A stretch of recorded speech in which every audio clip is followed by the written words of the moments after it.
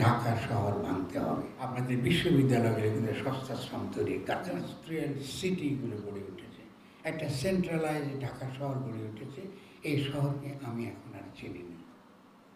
এই শহর একান্তই যদি আমি তাকাই, এই শহরটাকে আমার মনে হয়, আমি যখন নিউ ইয়র্কে ছিলাম, হার্লেমের যেরকম একটা গলি, এই শহর তেমনি একটা হার্লেমের কালোদের, যারা গরিব, যারা প্রান্তিক, তাদেরকে শোষণ করবার জন্য যেভাবে একটা গেট্টোতে এদেরকে আটকে রাখা হয় এবং সেখান থেকে যেভাবে বিভিন্নভাবে সার্ভেলেন্সের দ্বারা, পুলিশের দ্বারা, আইনের দ্বারা, বিভিন্ন রকম ইন্ডাস্ট্রিয়াল পলিসির দ্বারা যেভাবে শোষণ করা হয়, ঠিক তেমনি ঢাকা শহর একটা সিটি, এর কিন্তু একটা মাত্র উদ্দেশ্য, সেটা হচ্ছে আন্তর্জাতিক পুঁজির স্বার্থকে রক্ষা করা।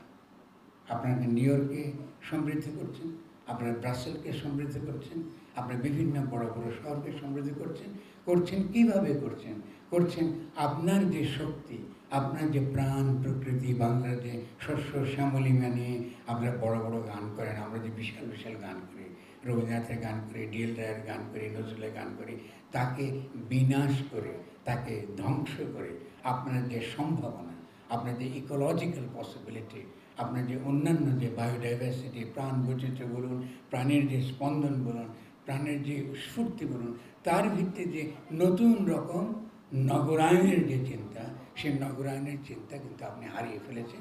এই নগরায়নের চিন্তা হারিয়ে ফেলেছি আমরা। কেন হারিয়ে ফেলেছি? যেহেতু আমরা আমাদের রাজনীতির ইতিহাসটা পাঠ করতে শিখিনি।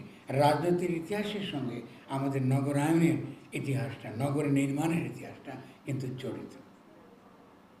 বিচ্ছিন্নভাবে কিন্তু আমরা এই নতুন করে যে নগর করে তুলব, এটা কিন্তু আমরা করিনি। এটা কিন্তু ঘেট্টো, ঢাকা একান্ত একটা ঘেট্টো। আজকে আমি ঢাকায় এসে আমরা দুবার পথ হারিয়ে ফেলেছি, কারণ এটা একটা সিম্পলি, আপনি নিউ ইয়র্কে যাবেন কি, ব্রাসেলে যাবেন কি, স্পেনে যাবেন, এই যেমন করে ঘেট্টো রাখে, কালো মানুষদের রাখা হয়, আরব দেশ থেকে আসা, তুর্কি দেশ থেকে আসা এইসব মাইগ্রেন্টদেরকে যেমন রাখা হয় জার্মানিতে, আপনারা তেমনি মাইগ্রেন্ট মন্ত্র, সস্তা শ্রমের উৎস, চিপ লেবার। আপনারা যারা কী বলে ইঞ্জিনিয়ারিং পড়েছেন কি বড় বড় ডিগ্রি পড়েছেন, আপনারা কিন্তু চিপ লেবার, সস্তায় আপনাদের শ্রম তৈরি করা হয় এবং সস্তা শ্রম আন্তর্জাতিক বাজারে পুঁজির কাছে বেচা বিক্রির জন্য আপনাদেরকে তৈরি করা হয়। আপনাদের বিশ্ববিদ্যালয়গুলো কিন্তু সস্তা শ্রম তৈরির কারখানা মতো। আপনাদের কোনো রাজনৈতিক রাষ্ট্র নাই, আপনাদের সত্যিকারের আপনাদের শহরগুলো কিছু নেই।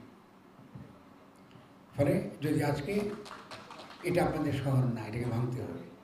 তাই আজকে গণ অভ্যুত্থানের পরে যদি আমাদের কোনো প্রতিশ্রুতি নতুন করে নিতে হয়, একটা সংকল্প নিতে হয়, তাহলে প্রথম সংকল্প হবে ঢাকা শহর ভাঙতে হবে। ঢাকা শহর ভাঙতে হবে কারণ এক নম্বর, এটা ইকোলজিক্যালি এবং এনভায়রনমেন্টালি, আমি ইংরেজি বললে কিন্তু মনে হয় যে বিরাট কঠিন করে শব্দ করছি, তা নয়।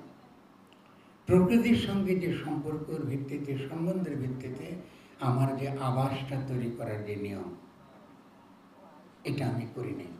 আমি বাইরের চিন্তা নিয়ে আমরা এই শহর গড়ে তুলেছি। এই দেখেন, এই হলটার দিকে তাকিয়ে দেখেন, এটা একটা গুদাম ঘর। আজকে যদি এই আলোচনাটাই বাইরে, অসম্ভব সুন্দর পরিবেশ, শীত এসে গেছে, শীতের আমেজ, এয়ার কন্ডিশন দরকার নেই, টোটালি আনসাস্টেনেবল, ঠিক আছে, ফসিল ফুয়েল বেস শহর বানিয়েছে। বাইরে একটা সুন্দর বাগানের মধ্যে, একটু ভাবুন, কল্পনা করুন, একটা সুন্দর একটা বাগানের মধ্যে বসে অদ্ভুত সুন্দর পরিবেশে, সূর্য ডুবছে, এই পরিবেশে আমরা এই মিটিংটা করছি। বুঝতে পেরেছি? আমরা কল্পনা করার ক্ষমতা বলতে হারিয়ে ফেলেছি। কারণ আমাদের যারা ইঞ্জিনিয়ার যারা আছেন, যারা আর্কিটেক্ট, তারা ভাবতেছেন এটা বোধ খুব ভালো একটা আর্কিটেকচার। যদি আমি এসে একটু ওয়াসিফকে ফারুককে বললাম যে বেশ ভালোই তো একটা হল আছে, আপনাকে বেশ মোডিং করেন, হ্যাঁ ঠিকই, কিন্তু এটা কিন্তু আইডিয়াল না। এই যে সিম্পলি আমরা এখানকার আর্কিটেকচার যদি দেখি, এখান থেকে আমাদের কিন্তু আগাগোড়া ক্রিটিকটা করলে আমরা বুঝবো যে আজকে এই যে নতুন যে শহরের পরিকল্পনা, যেটা আমরা জাস্ট সিটি বলে, শব্দটা কিন্তু বাইরের তৈরি করা, এই যা আমরা আলোচনা করেছি, কিন্তু স্টিল আমরা মনে করি ঠিক আছে, এই পাশ্চাত্যের এই ক্যাটাগরি দিয়ে আলোচনা হোক, শুরু হোক। তারা এটাকে বলে জাস্ট ট্রানজিশন, মানে শহর ভাঙতে হবে, কিন্তু এমনভাবে ভাঙতে হবে যে যারা এতে এই ভাঙার মধ্যে, এই ভাঙার যে প্রক্রিয়া, সে ভাঙার প্রক্রিয়ার মধ্যে যেন তারা ক্ষতিগ্রস্ত না হয়, তাদের প্রতি সুবিচার করে আমরা যেন শহরকে ভাঙতে পারি, আমরা নতুন করে করতে পারি।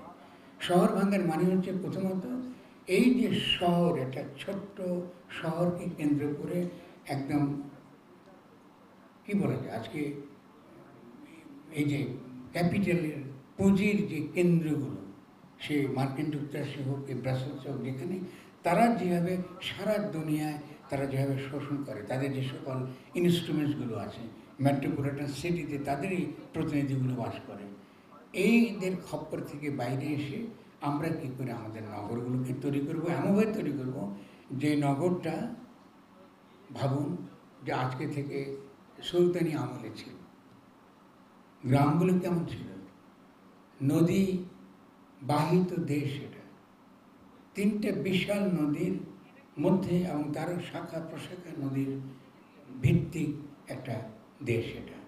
এখানে নগরগুলো গড়ে উঠেছে বিচ্ছিন্নভাবে, এক একটা গ্রাম একটা গ্রামের সঙ্গে তার যে বিভাজন, এটা নদী তৈরি করে দিয়েছে, কোনো মানচিত্র নয়, কোনো নগর পরিকল্পনাকারী এটা করেনি, প্রকৃতি সেই বিভাজনগুলো করে দিয়েছে।